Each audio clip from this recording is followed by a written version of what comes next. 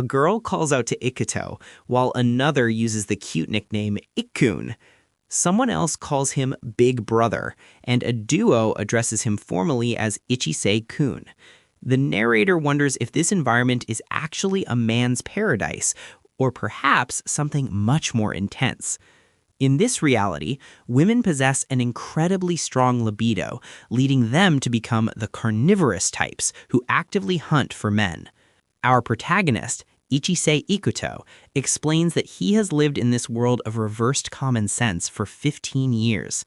He notes that the gender ratio is an unbelievable 1 man for every 20 women. While this might seem like a dream trope, the scarcity of men makes it a high-alert situation for any guy. He recalls growing up and going on his first outing with his mother. While his mom was busy shopping, curiosity led him to slip away and explore the mall. He was immediately spotted by women who were thrilled to see a little boy, with some even inviting him back to their houses. He eventually escaped, but his mother scolded him severely for being so reckless. Because of those past incidents, he had to finish middle school through education at home. However, he believes those days are over. As he enters high school, he feels ready to be pampered by cute girls and reach his peak of popularity. But he quickly realizes that other boys, like Tanaka and Takahashi, are actually terrified and just want to go home as early as possible.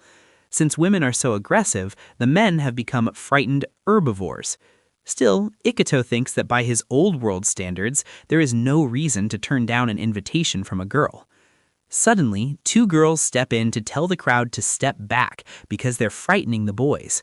These are male guardians, students chosen specifically to act as bodyguards so that boys can live their high school lives in peace. They act as the middle ground between shy men and aggressive women. The terrified boys run away crying about how scary women are. The guardians tell the crowd to excuse them as they finish their work for the day. It turns out the term male guardian has a double meaning. They are girls who protect males, but they also have a very masculine and cool charm. Ikuto notices that these guardians are actually way more handsome than the average guy, and he wonders why girls still chase generic boys. He decides it is important to take the initiative and asks a couple of girls if they want to hang out since he's free after school. The girls respond by saying that they can't get close to him because of someone named Tosaka-kun.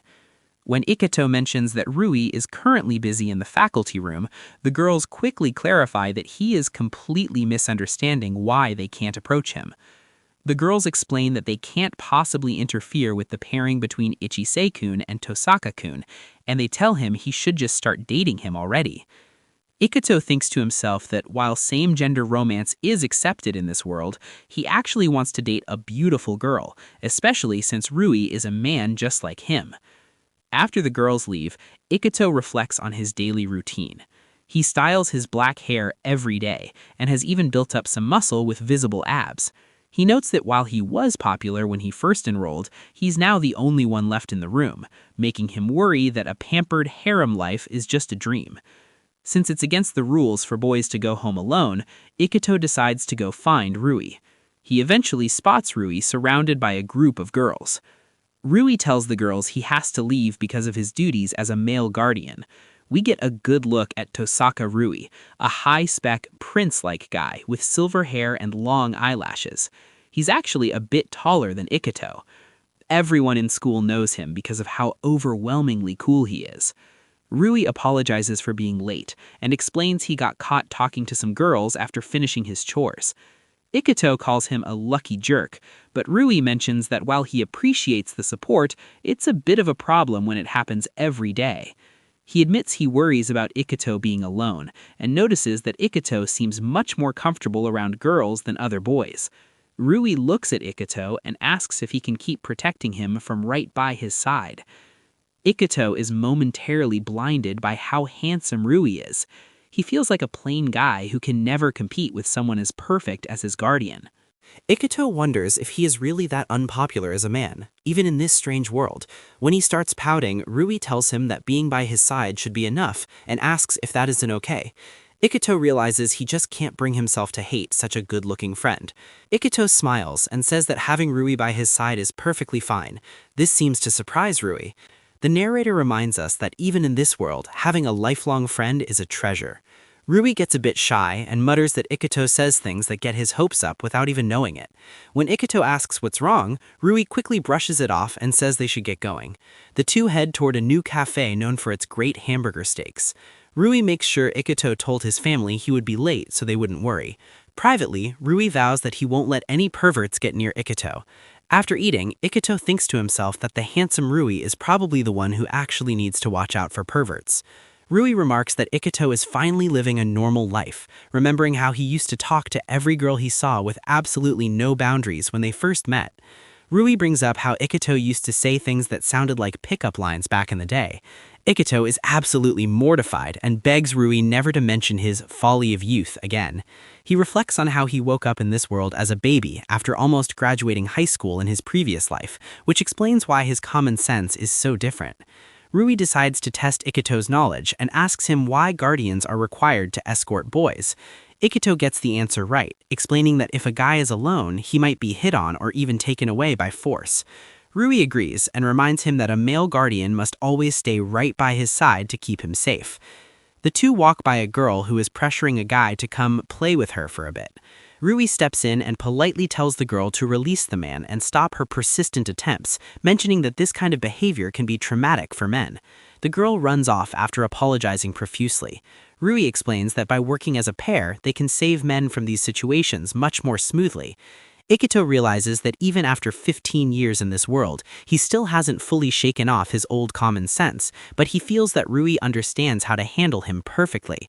Ikuto tells Rui that his improved behavior is a result of her education. He's still convinced that Rui is actually the one in more danger of being targeted because he's so much cooler than the average guy. Rui's just glad that Ikuto has finally learned not to act on his own whims and wander off. The man they saved thanks them for their courage, but then he notices something about Rui's uniform. He suddenly runs away in a panic, leaving Ikuto confused about whether he remembered an errand. Rui remains quiet and simply tells Ikuto that they should keep moving. They finally reach Ikuto's place, where he waves goodbye and thanks Rui for the delicious steak and for hanging out. Rui waves back and heads home alone, thinking about how hard it is to part ways, but looking forward to getting home and changing into more comfortable clothes. Once inside her room, Rui begins to undress. She starts to wonder about the massive secret she is hiding and what Ikuto would think if he actually knew the truth about her. Rui is wearing a chest binder. She admits to herself that she is actually a girl and wonders if Ikuto would be happy to know that his male guardian is actually a woman. In a very vulnerable moment, Rui looks toward us and says that she wants Ikuto, and only Ikuto, to accept her for who she truly is. In this world, the gender ratio is 1 man to every 20 women. Since women are the aggressive carnivores and men have become the prey, the guys actually prefer women who are slender, petite, and flat-chested. It's because having a physique similar to their own makes the men feel less threatened and safer. We learned that this is exactly why male guardians cross-dress as men, to fit that non-threatening ideal.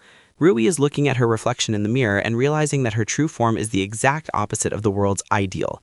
She reflects on her past, but her thoughts are interrupted by a notification on her phone. She sees that Ikuto is out and about. Meanwhile, at a local supermarket, Ikuto is happily picking out his favorite soy sauce and nori salt-flavored chips. He's surrounded by girls who are shocked to see a guy shopping all by himself. He's just thinking about munching on snacks while watching a stream when suddenly he hears someone call his name. It's Rui. Ikuto is shocked to see her there, but she waves and tells him it's just a pure coincidence that she was shopping at the same time. She tells him that since she's there, she might as well wait and escort him back home. Rui mentions that she's happy he kept his promise to keep her updated on his location. Ikuto brags about how he handled the shopping trip just fine by himself, but Rui warns him not to let his guard down just because he wasn't hit on today. That's when Ikuto notices something and asks Rui what is up with her chest. Ikuto bluntly points out that she has boobs. Rui is in a total internal panic, realizing she was in such a rush to check on him that she completely forgot to wrap her chest. She starts sweating, wondering what on earth she should do now. She's terrified that Ikuto will reject her true form if he finds out the truth. But then Ikuto points a finger at her and shouts that he can't believe she went out of her way to cross-dress as a girl just to teach him a lesson about danger. Rui is absolutely stunned by how dense he is and just sighs, telling him he's a complete idiot. Ikuto starts thinking about how guys in this world usually get pampered to death and feels a bit jealous. Rui tells him he's a different kind of idiot than she meant, but then Ikuto admits that Rui with a large chest isn't bad either. This completely catches her off guard. Ikuto tells her she looks cute and even thinks to himself that he'd be interested if he weren't a guy. He realizes he's acting desperate, but Rui softly asks if he really thinks she looks cute like that. Rui gets really close to his face and asks for his honest opinion. Ikuto gets flustered but insists that he means it. Rui seems happy, thinking that it's okay since only Ikuto will see her true self. They decide to head home, and Rui smiles, thinking about how Ikuto is always just himself. As they walk, Rui asks if he has checked the group chat yet. She mentions that he has a message from his precious little brother. When Ikuto finally gets home, he finds his cousin, Ichisei Kuno, sitting on the sofa with a very stern expression, asking him why he's kneeling like he's in trouble. Ikuto is kneeling on the floor because his cousin, Kuno, is lecturing him about going out alone just to buy potato chips. Kuno claims that he isn't particularly angry, but his face tells a completely different story. Ikuto tries to brag that he managed to shop without getting hit on even once, but deep down, saying that out loud just makes him feel a bit pathetic. Kuno asks why he would ever go out alone and reminds him that women are dangerous. We find out that Kuno is only a middle schooler, but he's also a male guardian, which explains why he's so overprotective. He even admits that he would hold a grudge against every single woman in the world if Ikuto were ever attacked. Kuno gasps, realizing he let his true feelings slip out. He admits that his protectiveness comes from a place of deep worry and his own need for peace of mind. He tells Ikuto that while his kindness is a great trait, his total lack of fear toward women is actually a major flaw in this world. Kuno starts to feel bad, thinking his feelings are too heavy and that he should be the one to suppress them so Ikuto can live freely. Ikuto surprisingly thanks him, which leaves Kuno totally confused. Ikuto explains that he's just happy to know Kuno cares that much, and they agreed to find a middle ground that works for both of them. Ikuto thinks about how the correct way for men to live in this world is actually quite suffocating. He tells Kuno to just bring on the overprotectiveness because blindly obeying society's rules is boring. Kuno is clearly relieved to hear that Ikuto is fine with him staying exactly the way he is. They wrap up the serious talk by making plans to go buy some expensive ice cream together the next day. Kuno finally adjourns the lecture, and both of them look much more relaxed. Later at dinner, Ikuto's mom mentions that watching him really glitches out her sense of how men are supposed to value themselves. Ikuto asks her if she honestly thinks he's a handful to take care of. His mom reassures him that he's a wonderful son and almost too good for her. She explains that while most mothers in this world spoil their sons rotten, she prefers letting him handle his own business. Ikuto likes this better because it feels more like his previous life. She then mentions to both Ikuto and Kuno that for some people it's very difficult to say what they are really thinking. Mom warns them that a single word can sometimes destroy a relationship, so Ikuto needs to make an effort to notice how others are feeling. Ikuto just laughs it off, saying that since there aren't any idiots around him, everything will be fine. The scene shifts back to school, where Rui is watching Ikuto sleep soundly in class. She sighs at how defenseless he is, while every other boy is constantly on high alert.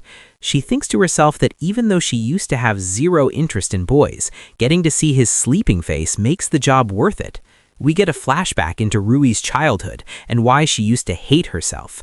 Because she was so tall, boys called her the giant woman Tosaka and were terrified that she would attack them if they got too close.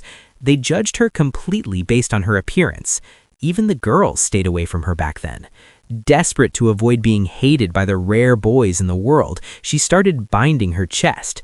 She felt like she couldn't go on living as her true self because she didn't fit the petite ideal that men preferred.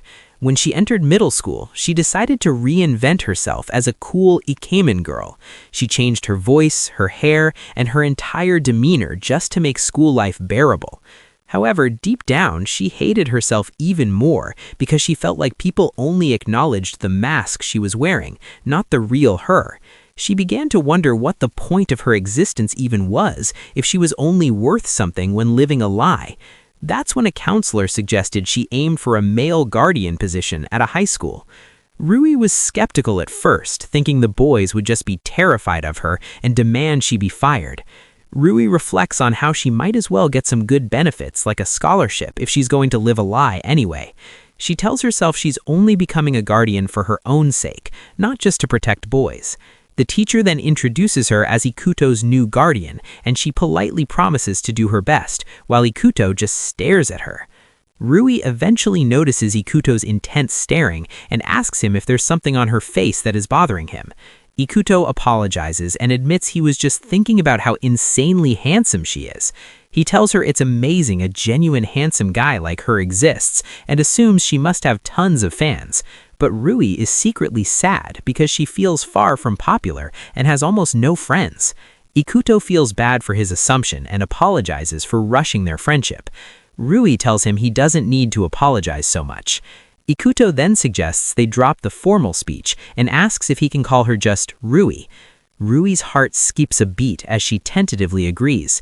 Ikuto excitedly tells Rui it's nice to meet you, and she realizes it's the first time a boy has ever smiled at her. She asks if he isn't afraid of her tall and large build, worrying that he secretly thinks she's just a giant woman like everyone else. Ikuto tells her that appearance doesn't define a person, and that personality and chemistry are what really matter. He says he truly wants to be her friend. Rui is shocked because she didn't think a boy like him existed, and her eyes start to water as she wonders if not all guys are exactly the same. Ikuto offers his hand and says he will be relying on her as his partner. Rui smiles and tells him she's counting on him too. Rui thinks about how Ikuto has kept her busy ever since that day. She notes how he's always chatting girls up because he's desperate to be popular, often causing misunderstandings. She worries that the aggressive girls at school would have eaten him alive by now if she wasn't there as her guardian. We see some examples. He sees a girl struggling with a massive stack of books and immediately offers to take them for her. The girl is completely caught off guard by his kindness.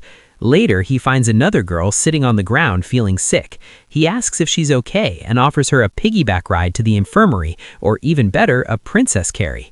The poor girl panics, shouting that his offer is just going to make her fever spike even higher from the embarrassment. Rui watches all of this from the sidelines with a sigh. She realizes that Ikuto has convinced himself he's unpopular only because he happens to be standing next to a handsome guy like her. Ikuto simply says he's doing what anyone would do, but Rui knows the truth. She thinks about how Ikuto is way too oblivious to realize he's making even the most aggressive girl flustered and shy because they're simply not used to being treated this way. Back in the classroom, Rui looks at him sleeping and mumbles that life is certainly never boring with him around. She thinks to herself about the fact that she really is a girl, the exact kind of person Ikuto is searching for. She admits that while she doesn't just want any man, she would do absolutely anything for him. And that's where the chapter ends.